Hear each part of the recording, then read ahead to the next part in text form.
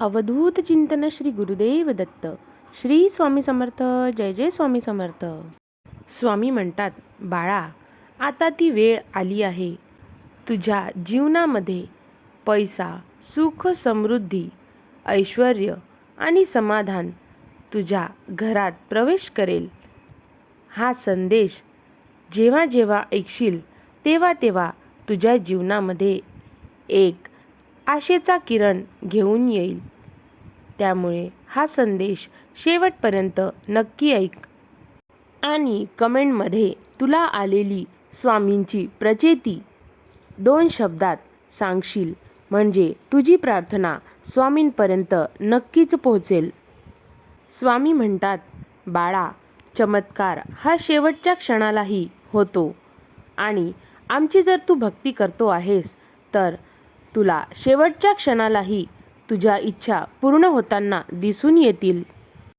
स्वामी म्हणतात, बाळा, स्वतःच्या आयुष्याची तुलना दुसऱ्याच्या आयुष्याशी करत राहशील तर तुला कधीच मनःशांती मिळणार नाही. म्हणून तुझ्याकडे जे आहे त्यात आनंदी राहा, समाधानी राहा.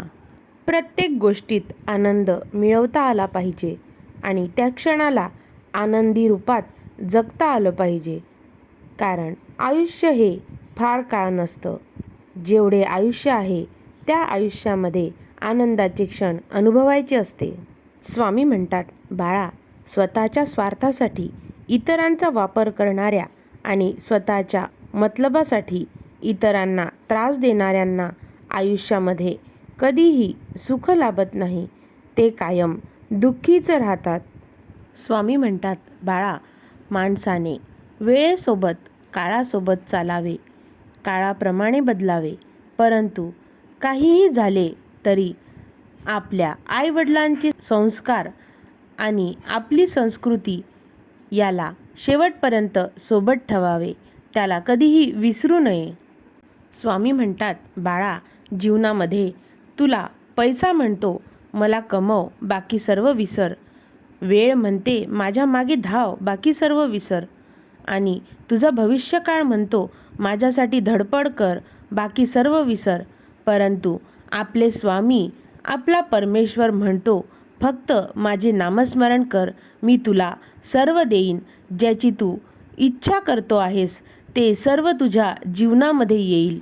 फक्त नामस्मरण कर. स्वामी म्हणतात, बाळा, तू पैसा कमवण्याकरिता किती कष्ट घेतले, किती धडपड केली याचा कुणालाही आवाज येत नाही, त्याला ऐकू जात नाही.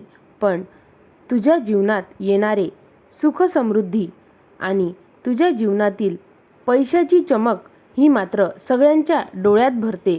त्यामुळे काळजी करू नकोस. तू केलेले कष्ट आम्हाला दिसतात आणि तुझ्या जीवनामध्ये खरंच खूप काही चांगले दिवस येतील. आमच्यावर विश्वास ठेव बाळा. स्वामी म्हणतात, आम्हाला एका भक्तानी असे विचारले, स्वामी, मी चुकीचा नसतानाही लोक मला चुकीचे ठरवतात, असं का स्वामी आई? त्यावर आम्ही हसून म्हणालो, सोनं ओळखण्याची परख प्रत्येकाकडे नसते बाळा. तुझ्यामध्ये एक अद्भुत शक्ती आहे. तू सर्व काही सहन करू शकतोस. प्रबळ इच्छाशक्ती तुझ्यामध्ये आहे. प्रत्येक गोष्टीला तू सकारात्मक दृष्टीने बघतोस. त्यामुळे त्या लोकांना ठाऊक नाही तुझ्यामध्ये किती चांगले सकारात्मक विचार आहेत, हे त्यांना कळत नाही. म्हणून तू त्यांच्याकडे लक्ष देऊ नकोस. तुला त्यांनी चुकीचं म्हटलं तरी तू त्यांच्याकडे लक्ष देऊ नको. आम्ही त्यांना बघून घेऊ. स्वामी म्हणतात, बाळा, मनाने साफ, स्वभावाने सरळ असणाऱ्या माणसाला आयुष्यामध्ये सर्वात जास्त दुःख आणि त्रास सहन करावा लागतो. हे वास्तविक सत्य आहे. परंतु त्यानंतरचा त्याच्या जीवनात येणारा काळ हा खूप सुख, समृद्धी, आनंदाचा आणि समाधानी जीवनाचा राहणार आहे. स्वामी म्हणतात, बाळा, जीवनामध्ये तुम्हाला ज्या लोकांमुळे त्रास झाला अशा लोकांचे आभार व्यक्त करायला शिका. कारण त्याच लोकांमुळे आयुष्यात कसं वागायचं आणि कसं जगायचं हे अचूकपणे तू शिकला आहेस. स्वामी म्हणतात, परमेश्वराचे नाम घेण्याची महिमा काही निराळीच असते.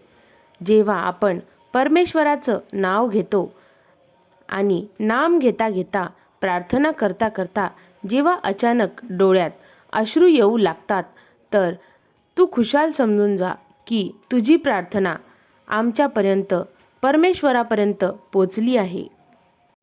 स्वामी म्हणतात, बाळा, आयुष्यामध्ये अशा काही घटना घडून जातात ज्या घडायला नको असतात, पण एकदा त्या घडून गेल्या की नंतर त्या आपण कधीच बदलू शकत नाही. म्हणून तेच ते विचार करत बसण्यापेक्षा त्यांच्याविषयी कधीही दुःखी होऊ नकोस. तुझे जीवन आनंदात जगण्याचा प्रयत्न कर. स्वामी म्हणतात, बाळा, चूक झाली की साथ सोडणारे बरेच असतात, पण चूक का झाली आणि ती कशी झाली ते विचारणारे खूप कमी असतात आणि ती कशी सुधारायची हे सांगणारे पण फार कमी असतात. समोरच्या व्यक्तीशी नेहमी चांगलेच वागा.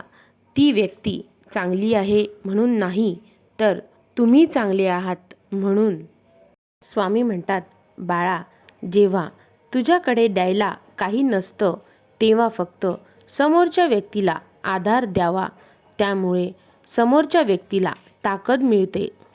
स्वामी म्हणतात, बाळा, जीवनामध्ये काही शिक किंवा नको शिकूस, परंतु लोकांना ओळखायला नक्कीच शिक.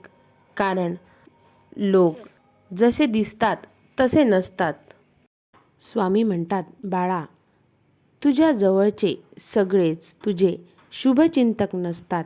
त्यातले बरेच तुझे शुभ होतंय म्हणून चिंतेत असतात.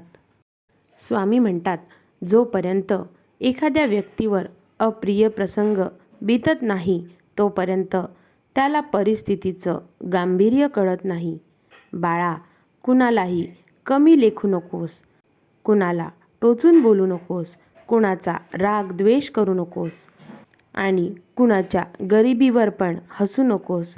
कारण नियतीचा पलटवार कधी होईल हे सांगता येत नाही. म्हणून तुझे कर्म हे चांगले करत राहा. स्वामी म्हणतात, बाळा, आमच्या घरात देवघर आहे असे म्हणण्यापेक्षा देवाने दिलेल्या घरात आम्ही राहतो ही भावना तुझ्या मनात असावी. देवाने आपल्याला काहीतरी दिलं पाहिजे म्हणून मंदिरात जाऊ नये, तर देवानं आपल्याला खूप काही दिलंय म्हणून मंदिरात जावे. स्वामी म्हणतात, अरे बाळा, संकटाला घाबरून तू डगमगू नकोस. आमच्यावर विश्वास ठेव. अरे, ज्याने हे ब्रह्मांड निर्माण केले तोच ब्रह्मांड नायक श्री स्वामी समर्थ तुझ्या पाठीशी सावलीप्रमाणे उभाच आहे. तू काळजी करू नकोस. तुझी काळजी करायला आम्ही आहोत. अवधूत चिंतन श्री गुरुदेव दत्त. श्री स्वामी समर्थ. जय जय स्वामी समर्थ. अवधूत चिंतन श्री गुरुदेव दत्त. श्री स्वामी समर्थ. जय जय स्वामी समर्थ. अवधूत चिंतन श्री गुरुदेव दत्त. श्री स्वामी समर्थ. जय जय स्वामी समर्थ. अवधूत चिंतन श्री गुरुदेव दत्त. श्री स्वामी समर्थ. जय जय स्वामी समर्थ. अवधूत चिंतन श्री गुरुदेव दत्त. श्री स्वामी समर्थ. जय जय स्वामी समर्थ. अवधूत चिंतन श्री गुरुदेव दत्त. श्री स्वामी समर्थ. जय जय स्वामी समर्थ.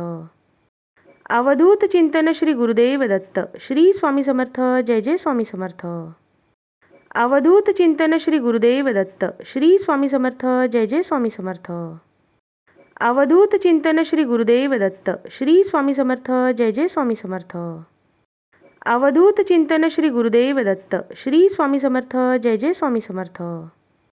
अवधूत चिंतन श्री गुरुदेव दत्त. श्री स्वामी समर्थ. जय जय स्वामी समर्थ. अवधूत चिंतन श्री गुरुदेव दत्त. श्री स्वामी समर्थ. जय जय स्वामी समर्थ.